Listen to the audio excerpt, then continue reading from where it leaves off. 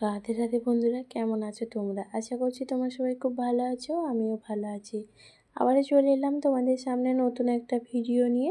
পূর্ব মেদিনীপুর জেলার ছোট্ট একটা গ্রাম থেকে আমি প্রণীতা। আমার এই ছোট্ট পরিবার মা ছেলে স্বপ্ন চ্যানেলে তোমাদের জানাই অনেক অনেক স্বাগত আর অনেক ভালোবাসা। আজ হলো রবিবার সকাল থেকে তোমাদের সাথে নিয়ে শুরু করলাম ভিডিওটা। আশা করছি আজকের ভিডিওটা তোমাদের ভালো লাগবে। যদি ভালো লেগে থাকে একটা লাইক করে দিও আর কমেন্টে জানিও ভিডিওটা কেমন হয়েছে।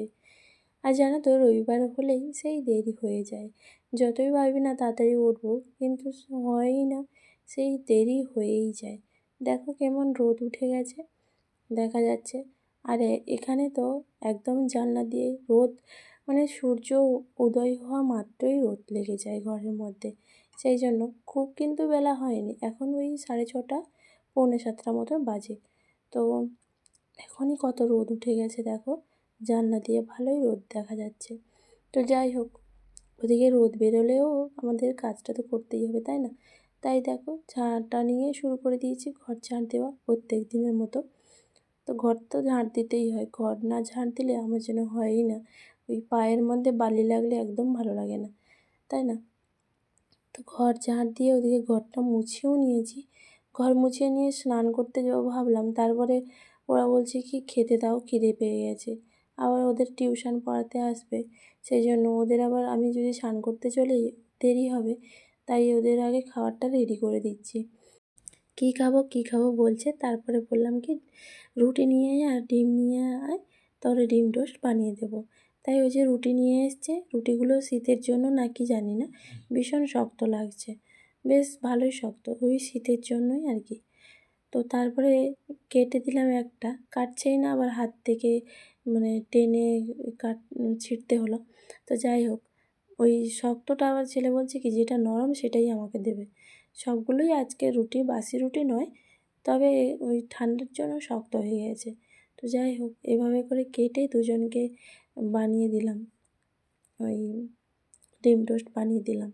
বানিয়ে দিয়ে তারপরে আমি স্নান করতে যাব, নাহলে আবার আমারও দেরি হয়ে যাবে। সকাল সকাল যেহেতু স্নান করা মানে অভ্যাস হয়ে গেছে, সেই জন্য দেরি করে স্নান করলে যেন ভালোই লাগে না।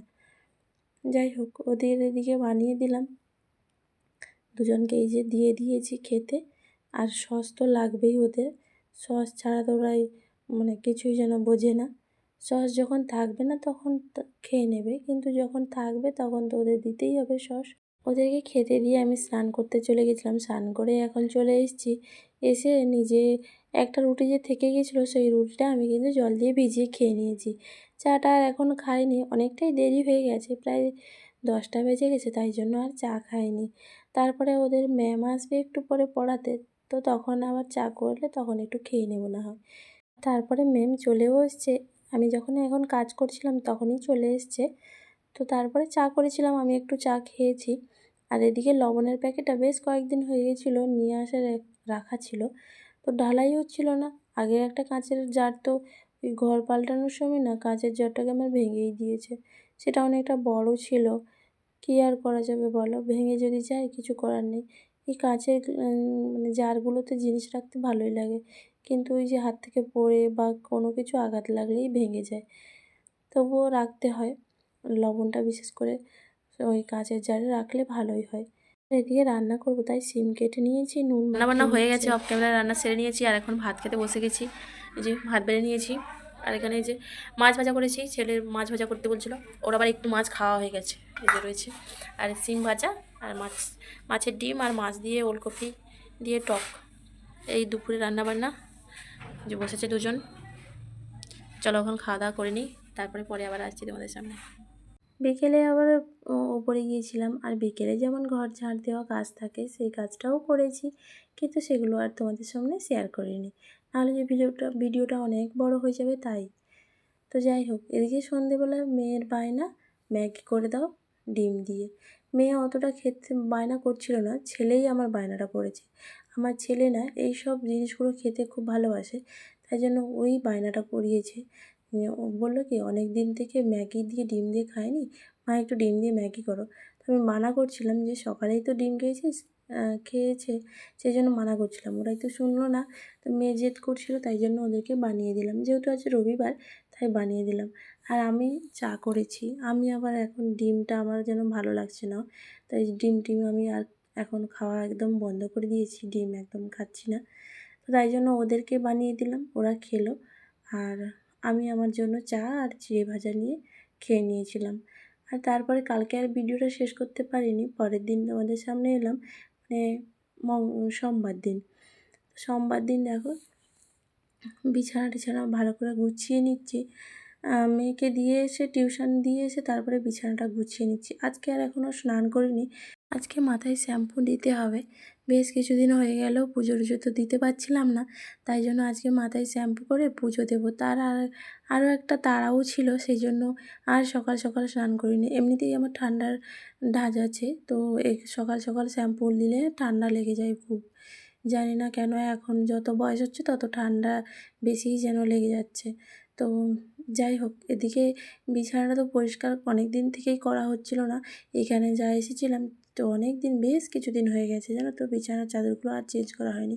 যেহেতু দুটো খাট এখন হয়ে গেছে, সেই জন্য এই খাটে কম থাকা হয়, তাই বেড কভারগুলো তত বেশি নোংরাও হয়নি, তাই আর কি তোলা হয়নি, সেই রয়ে গেছিলো। তারপরে ভাবলাম কি যে না, অনেক দিন যখন হয়ে গেছে এবার তো চেঞ্জ করতেই হবে, বেশি দিন আবার থাকলে ভালো লাগে না, তাই না? তো সেই জন্য দেখো সবগুলো বিছানা মানে বেড কভারগুলো চেঞ্জ করে দিচ্ছি এখন। আর এগুলো এখনও খুব বেশি ধুলো হয়নি, তবে এবারে বিছিয়ে দেবো, এরপরের যখন বেড কভার ধোবো তখন ওগুলোও ধুয়ে দেবো। আর সকাল থেকে জানো তো বেশ একটা তাড়ার মধ্যে আছি, সেটা অবশ্যই একটু পরে তোমাদেরকে দেখাবো, বলবো। তো ওই দিকে বালিশের কভারগুলো খুলে দিলাম। বালিশের কভারগুলো যেন সবথেকে আমার বিরক্তকর কাজ, জানো তো বন্ধুরা। এই যে বালিশের কভারগুলো খুলতে পড়াতে ভীষণ বিরক্ত লাগে। আর বালিশগুলো যেহেতু একটু বড় বড়, সেই জন্য বালিশের কভারগুলো একদম টাইট হয়ে থাকে, সেই জন্য না অনেক সময় খুলতে গেলে না ছিঁড়েও যায়। আর তারপরে এই যে এক এক করে সব বিছিয়ে নিচ্ছি। আর এই বেড কভারটা দেখো, একবার পাতলাম তো তারপরে দেখলাম কি উল্টো হয়ে গেছে। যখনই তাড়াহুড়ো থাকে না তখনই কাজের বেশি ভুল হয়, তাই না? আমার তো তাই হয়, যখন একটু তাড়াহুড়ো থাকে তখনই ভুল হয়। এদিকে ভাত বসিয়ে দিয়ে এসেছি, ভাত ফুটে যাবে, তো ভাতের হাঁড়ির দিকে আবার দেখতে হবে। আর ওইদিকে আবার আমার মামার ছেলে দাদা ও আসছে, ওর সঙ্গে আবার দেখা করতে যেতে হবে। ও বাড়িতে আসবে না, তাই জন্য ওর সঙ্গে দেখা করতে যেতে হবে। এদিকেও তাড়া আছে, কী যে করবো খুঁজেই পাচ্ছি না, জানো তো। আর এদিকে ভাত রান্না করতে দেরি হয়ে গেলে ছেলে মেয়ে আবার স্কুল যাওয়ার টাইম হয়ে যাবে, ওরা আবার এসে বলবে খাবো, তো সেই জন্য আর কি। তো একসঙ্গে যেন তাড়াহুড়ো পড়ে যায় মাঝে মাঝে, মানে খুব তাড়াহুড়ো বলতে পারো। তো আর এদিকে তো আমি এখনও স্নান করিনি সকালে, কোনো রকমের শাড়িটা চেঞ্জ করে নিয়েছি, ওই বাসি শাড়ি ওটা চেঞ্জ করে নিয়েছি। স্নান করে যখন পুজো দিতে যাব তখন আরও দেরি হবে, তাই জন্য ভাবলাম যে ওদেরকে স্কুলে পাঠিয়ে দিয়ে তারপরে আমি ধীরে সুস্থে আমার পুজোর কাজগুলো করব, তাতে আমার কোনো অসুবিধা হবে না। আর আজকে অনেক জিনিস ধুতে হবে, যেহেতু আজকে পুরো বিছানাটা পরিষ্কার করছি, তাই জন্য বিছানার যে কত জিনিস, যা জিনিস মানে সবগুলো ধুতে হবে। আর কিছু কিছু করে তো আবার শীতের সব কিছু ধোয়া মোছা করতেই হবে, তাই না? আর এদিকে দেখো বিছানাটা আমি মোটামুটি গুছিয়ে নিয়েছি। আর এই যে তোমাদেরকে বললাম তাড়াহুড়ো ছিল, আর মামার ছেলে এসেছিলো, তো মামার ছেলে বাড়িতে আসেনি, কারণ ও আবার মানে ও বাইরে থাকে, তো ওর আবার অফিস আছে, ও ব্যাংকের কাজ করে, তো সেই জন্য না ও অফিস জয়েন করবে, তাই ও বললো কি না যাব না, পরে আবার আসবো তখন যাব। তো তাই জন্য দাদা তো আমাকে জিনিসটা দিয়ে চলে গেল। আর জিনিসটা হচ্ছে এই যে আমার মামি আমার জন্য একটা শাড়ি পাঠিয়েছে। এটা শাড়িটা কিন্তু নতুন, একদিন নাকি পুজোয় পরে গেছিলো মন্দিরে, তো আমাকে আবার বলছে আমি পরে তারপরে দিচ্ছি, তুই আবার কিছু মনে করিস না। মামি মানে তো মা, তাই না? মায়ের শাড়ি এবার পরা হয়েছে তো কী হয়েছে, তাতে কোনো যায় আসে কি? তো এমনিতেই মামিকে আমি মা বলেই বলি, কারণ আমাকে দেখে শুনে বিয়ে দিয়েছে, তাই জন্য আমি মা বলেই বলি। তো মায়ের শাড়ি আবার পরা হয়েছে তো কী হয়েছে, তাই না? সেটাই তোমাদেরকে বলছিলাম, কিন্তু বাইরে থেকে খুব আওয়াজ আসছিলো, জানো তো, ওই বাইরে লোকের কাজ হচ্ছে তো সেই জন্য। আর দেখো অরেঞ্জ কালারের আমার একটা শাড়ি আমি নিয়ে এসেছিলাম, সেটা কিন্তু আমি ফেরত দিয়ে এসেছি। ভালোই হয়েছে ফেরত দিয়ে এসেছি, কারণ মামি আমার জন্য আবার অরেঞ্জ কালারের শাড়িই পাঠিয়ে দিয়েছে, শুধু ছাপটা আলাদা, কিন্তু কালারটা পুরো একই, ওই রকমই সাদা ছিল, আর আর অরেঞ্জ কালার ছিল। আমি যে শাড়িটা নিয়ে এসেছিলাম। তো যাই হোক ভালোই হলো। আর একটা বেড কভার পাঠিয়েছে জানো তো, কিন্তু বেড কভারটা একদম খাটের মাপে হবে নাকি জানি না, মনে তো হচ্ছে একটু ছোটোই হবে। তো যাই হোক, যা দিয়েছে দিয়েছে। আসলে মামিমার বাপের বাড়ির ওই পাশে পুজো মানে মেলা হচ্ছে, রাস হয়েছিল, তো রাসের মেলা এখনও হচ্ছে না, শেষ হয়ে গেছে জানি না ঠিক। তো আমার যাওয়ার কথা ছিল, মানে ডাকছিল আমাকে, কিন্তু আমি আর যাইনি। মেলাতে গেলেই তো জানো একটা খরচ আছে, তারপরে একটু অসুবিধাও আছে, তার জন্য আমি আর মেলার মধ্যে যাইনি। তো মেলাতে মনে হয় মামিমা ওটা কিনেছে। মেলাতে এমনিতে একটু দাম কমই হয়, আর অনেক বড় মেলা হলে তো আরোই দাম একটু কম হয় লাস্টের দিকে। তাই জন্য আমি হয়তো এবারে এসেছিলো, দেখেছি আমি বেড কভারগুলো, সাদা বেড কভারগুলো খুব পছন্দ করি, তাই জন্য মনে হয় আমার জন্য কিনে পাঠিয়েছে। তো যাই হোক, মামি হোক বা মা হোক, মায়েদের মনে এমনই হয়, যে কোনো জিনিস মেয়েকে দিতে ভালোবাসে, কিন্তু আমি যদি কিছু দিতে যাই আমার কাছ থেকে নিতে চায় না। যাই হোক, ওদিকে তোমাদের সঙ্গে বকবক করতে করতে এদিকে কিন্তু অনেকটাই কাজ এগিয়ে নিয়ে গেছি, রান্না শুরু করে দিয়েছি, কারণ অনেক অনেক কাজ বাকি আছে, রান্নাটা তো আমাকে সারতেই হবে তাই না, তাই রান্নাটা আগে শুরু করে দিয়েছি। তো যাই হোক, ভিডিওর এই পর্যায়ে এসে একটা কথা বলি, যে সকল বন্ধুরা এখনও পর্যন্ত আমার সাথে আছো, আমার এই ভিডিওটি দেখছো, তাদেরকে জানাই অসংখ্য ধন্যবাদ আর অনেক ভালোবাসা। আর আজকের ভিডিওতে যদি কোনো নতুন বন্ধু এসে থাকো, ভিডিওটা এই পর্যন্ত দেখে তোমার কোথাও একটু ভালো লেগে থাকলে চাইলে তুমি চ্যানেলটা সাবস্ক্রাইব করে আমার পাশে থেকে যেতে পারো। আর যে সকল বন্ধুরা আগে থেকে এই কাজটি করে রেখেছো, তাদেরকে জানাই অসংখ্য ধন্যবাদ আর অনেক ভালোবাসা। আর যে সকল দিদিভাইরা বোনরা আমাকে এত সুন্দর সুন্দর কমেন্ট করো প্রত্যেক দিন, তাদেরকে জানাই অসংখ্য ধন্যবাদ আর অনেক ভালোবাসা। এইভাবে তোমরা আমার পাশে থেকো, এটুকুই অনুরোধ তোমাদের কাছে। এদিকে সয়াবিন তরকারি রান্না করছি। তো সয়াবিনটা আগে ভেজে নিয়েছি, আলুটাও আগে ভেজে নিয়েছি, নিরামিষ যেমন রান্না করে তেমনই রান্না করছি। কিন্তু তেলের মধ্যে টমেটোর যা দিতে হয়, আমি তেলের মধ্যে আদা দিতাম, কিন্তু আমার মাইমা বলেছিল কি টমেটো তেলের মধ্যে দিলে তাতে তরকারির কালারটাও সুন্দর আসে আর স্বাদটাও নাকি ভালো হয়। তাই জন্য আমি এখন তেলের মধ্যেই টমেটোটা দিই। তো দেখলাম কি ভালোই, রান্নাটা খুব একটা খারাপ লাগেনি, ভালোই লাগছে আর কি।